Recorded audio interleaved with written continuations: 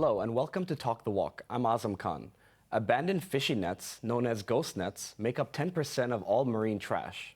Every year, 640,000 tons of the nets enter the oceans, causing devastating impacts on marine ecosystem, including coral reefs. Hong Kong has a rich maritime history, as well as a fishing industry. But lurking beneath the surface coastal waters are these ghost nets. One local 69-year-old scuba diver in Hong Kong has spent his retired life making it his mission to clean up the seabeds of these nets by taking matters into his own hands. It is often a dangerous task, and he has been recognized and honored by the government for his cleanup and promoting awareness around the issue. He joins me today, Harry Chan, also known as Ghost Net Hunter. Mr. Chan, thank you so much for taking the time to speak with me. Hello, Happy New Year. And then, Assam, thank you so much for having me to share my work about ghost gear, such as GhostNet. So, Mr. Chan, how did you first encounter the GhostNet issue real quick, and what made you decide to tackle that issue specifically? Well, actually, about 13 years ago, I joined some of the NGO to do a beach cleanup.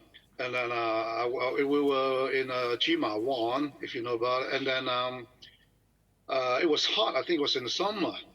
Temperature was almost 34 degrees. And after 10 minutes of cleanup, I was so hot. So I went into the water as a diver. I went into the water to cool myself down. Then suddenly, I see the wave is a lot of trash on the wave. And then in the middle of the water, I was being cut by some wood with nails on it. And then the bottom, I was stepping on all kinds of trash. So I just picked them up.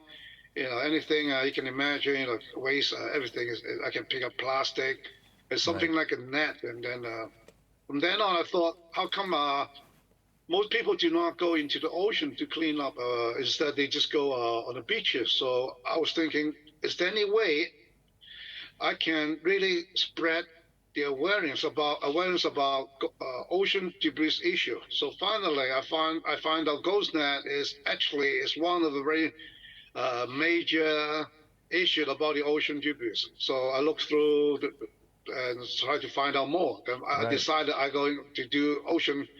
GhostNet for ocean. Yeah. That's great. And how would you compare Hong Kong's issue with these ghost nets compared to, let's say, other parts of the world, other areas with thriving fishing industries as well? How does Hong Kong's problem compare?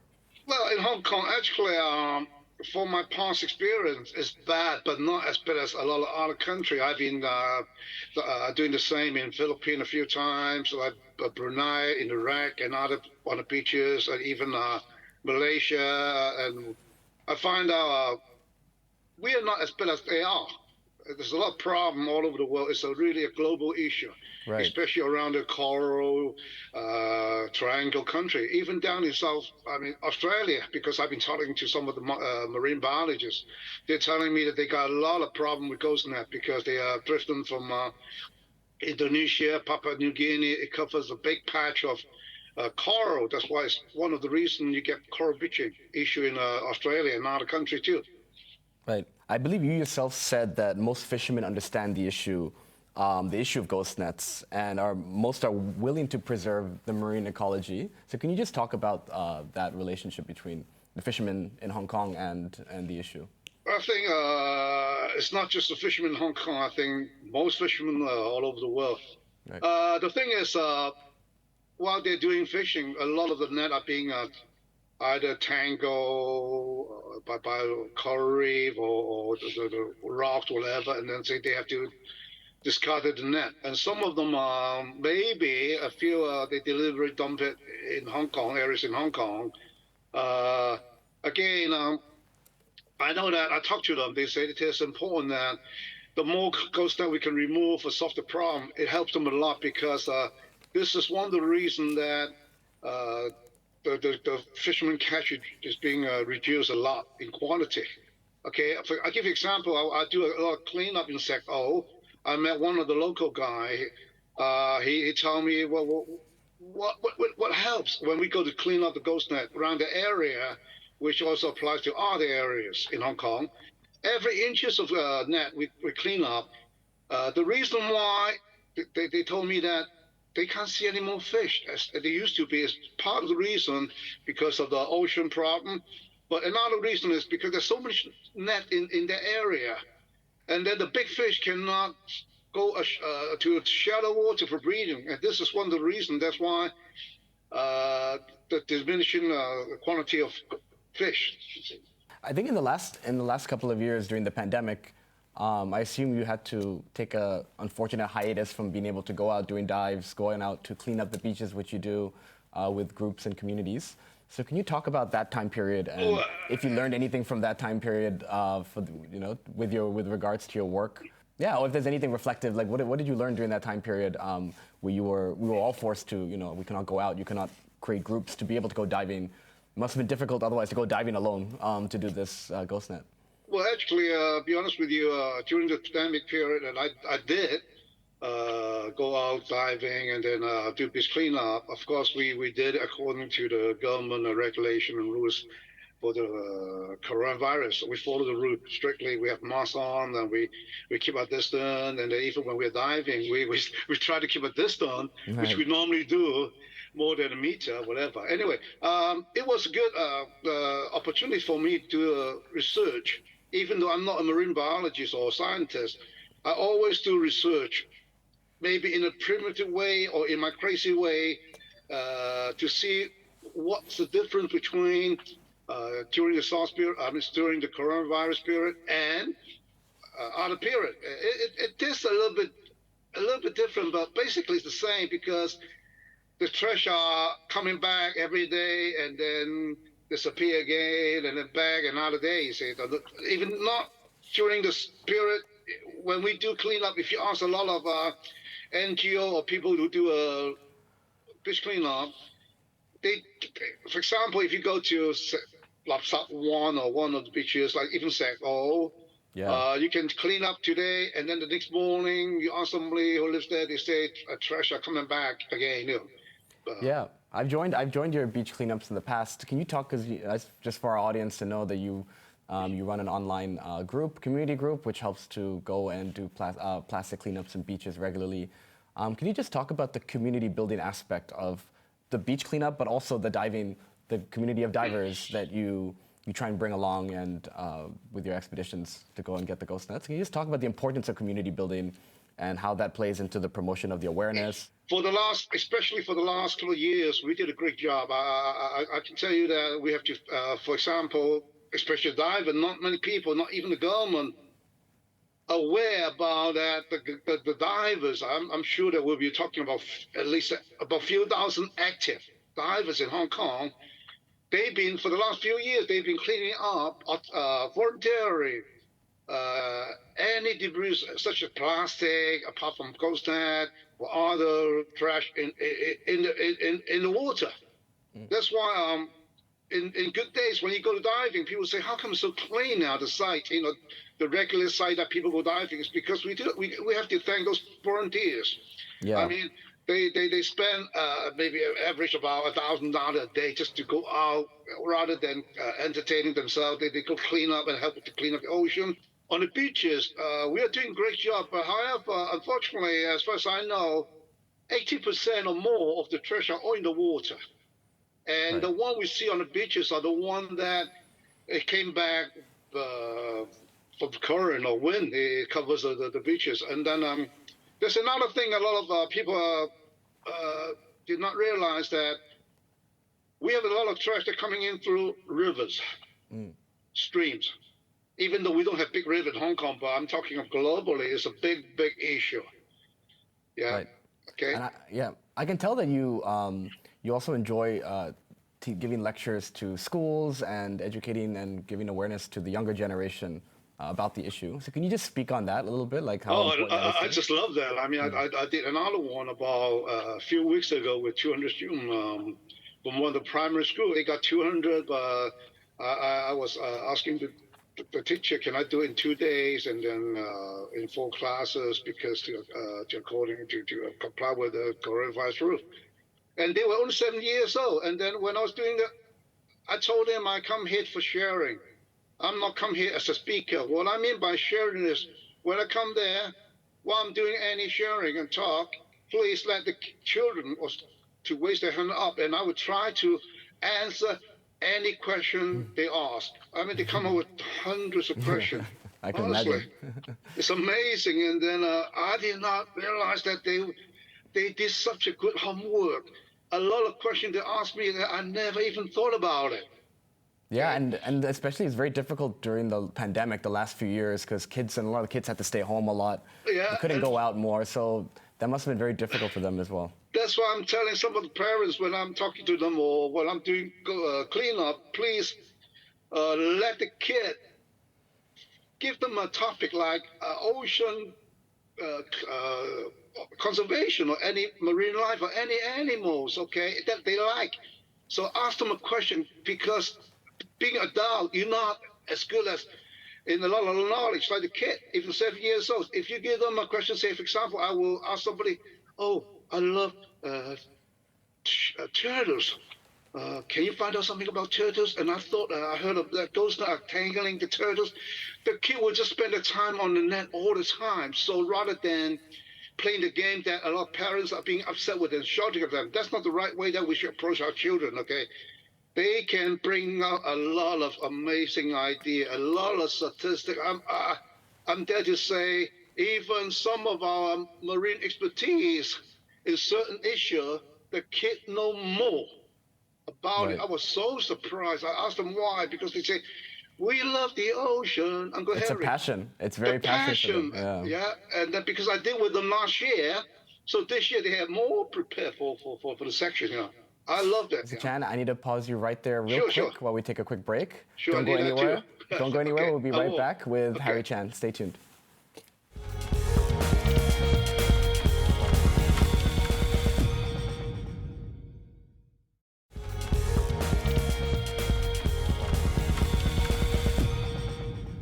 Welcome back to Talk the Walk. I'm speaking with Harry Chan, longtime diver and known as the Ghost Net Hunter.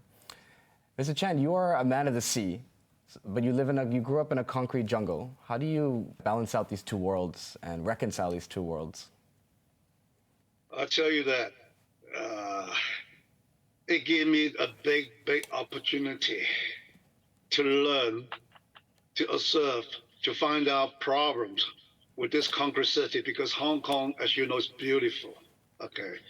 And a lot of people, they did not know that Hong Kong, they only know that Hong Kong is a hectic concrete city, but it's beautiful. But apart from there, within 1 to 2 hours distance by car or anywhere, even on foot, you can reach to the beautiful outskirts of Hong Kong. We got 270 islands. Yeah, we have so much. We are three-quarter of our Hong Kong surrounding by water. That's why we are able to get the people to do clean up. I can also get a diver to go out diving, and then it's a good place for educating, and then just spread awareness. You became recently an ambassador for Ocean Park and Yeah, for their conservation and part of their rebranding for conservation and their focus on that. Can you just talk about that role and what it means to you and what that's been like yeah. so far?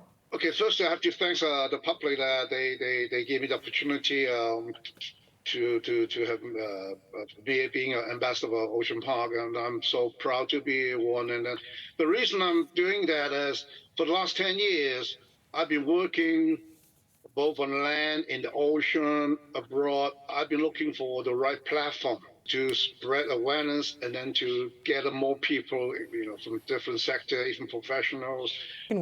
Does this new role help you with your when you spearhead into the corporate world and try to spread the message there and It, get their help? Does that help you with having it, this role shift? it helped a lot. Not just me. I think it helps a lot. Because indirectly it helps the volunteer to joining me for beach cleanup, underwater cleanup. I mean, since I started about a year ago, and then Ocean Park. I'm glad Ocean Park is apart from the theme park. They are also doing a lot of ocean conservation plus educational, which is very important. That's why here I would like to take this opportunity to some of my people, public or my friend, that they're saying that Ocean Park, why are we spending so much tax money in the Ocean Park? And then while they are losing a lot of money, I mean, we got to look at it way differently because Ocean Park has become educational, ocean conservation, which is very important. That's why we are working together to promote Ocean Park as an international ocean conservation platform, Right. where, in my view, I don't think any other country can do what we can do to provide all the message all the data we need or everybody need, because you know that Hong Kong's so small. As I was saying, that we're surrounded by ocean, we're surrounded by mountain, we also have streams, reservoir where there's a lot of ghost net in the reservoir too. So we can make a lot of data, picture and share out. Okay, and Right. then I'm working. We are working also in the coming months. Hopefully, we can use ocean park apart from ocean conservation. We want to do a eco. I want to do an eco educational dive tourism. Right. And speaking of education, I understand that you're doing more on ESG and learning about ESG more yourself, the more you do work with the corporate and the private sector. So can you just talk about that learning curve for you? Yeah, it is. I'm glad that suddenly we got ESG. Even ESG has been on for 20 years. Only, but in Hong Kong, it's only, I would say, the last 2 years, especially the past 8 or 9 months. People, even corporate, everyone is concentrating. Even school, I go to international school. The children are still talking about sustainability. I was so surprised. Okay, so this gives me another opportunity, especially with Ocean Park. I think with the park, we can do a lot of stuff. Okay, let me give example. For the last 3 months, since we have insurance to cover all the volunteer from different corporations to go into the water to see the impact apart from clean up, and that helps a lot. One of the company that I've been doing with for the last month is I was so impressed. I was so motivated on it. I mean, the Asia Pacific District Director came to Hong Kong with the team to this company, and then particularly took about 7 hours to join us to go out to Sec O. And then while me and one of the team member, we went down to look further about the coral and the sea, and they were on the beach doing the cleanup. And afterward, they told me, Harry, after what they did, they really see the impact, what we are talking about, the issue of oceans. Okay, I think this is good. And then Ocean Park we are willing to do more with different corporations, so with any NGO. Speaking of sustainable, I want to Yes. ask you, how can sustainable fishing help impact the discarded nets, and it can help the fishermen themselves as well? Is this a Okay. solution, and how is Hong Kong doing in that field? Oh, wonderful question. If you are a person like me, a little bit crazy, and then what I've been doing for the last 10 years, doing hundreds and hundreds of times of clean up, both on the beaches and the water, then you start to wonder what's going on. Yeah, how can we reduce the problem? We can never stop the problem. Even we stop eating seafood, it doesn't help. But we need seafood. Okay, so we should look at another way how we can protect and reduce the problem. And then I've been looking through the web again, and then I know the government, AFCD, they are doing a great job on this one, and I fully support them. Even though some of the people accounting with or talking with, they disagree with sustainable fishing. Please let me share with them, even though I'm not expert. I tell you a few examples why we should support sustainable fishing both on land, in the ocean, and indoor. Okay, because look at it, sustainable fishing. Firstly, it will provide stable supply of all kind of species that we need. Okay. Secondly, especially indoor, it will reduce pollutants in the ocean, both also in the sea as well. I've been talking to different experts. I've been talking to the government. I'm talking to another gentleman who has indoor farming in New Territory. He's doing a wonderful work. Okay, let's look at it this way. It helped to reduce the amount goes there indirectly because fishermen will be starting to do the sustainable fishing. That means we're doing creating another job opportunity, income for the fishermen and the families. Okay. Secondly, health issue. Uh, if we can monitor them properly, it will reduce toxics or whatever waste. Thirdly, uh, especially indoor sustainable fishing, it will give us a stable price and stable supply. And then it will interact, save a lot of people. A lot of people say, Harry, are you talking all of your topic? I said, I'm not. Please, if you like me, I would like to share with them. Okay, we have to. I mean, I've been talking to a lot of people. I've been doing a lot of research and with other countries too. Any places that has water, for example, the ocean, river, lakes. Okay, and when we have river, whenever there's seafood and fish, we'll be using net. Mm. Okay, in Hong Kong, I've been talking to a lot of people. They ask me why they see when they go swimming. Sometimes they saw or they've been tangled by fishing net. Children say they've been entangled fishing net while they're walking on the beach. Okay, and then people doing water skiing. I can tell you one thing. I'll be happy to tell you that if you go to the yacht club in Hong Kong, ask the people there how many boats the propeller being tangled by fishing net. A Right. lot of them. Because you've been awarded at the highest. I know you don't like to make it about the man. It's more about the mission. But I want to say you've been awarded from the highest level from the government a Bohemia Star.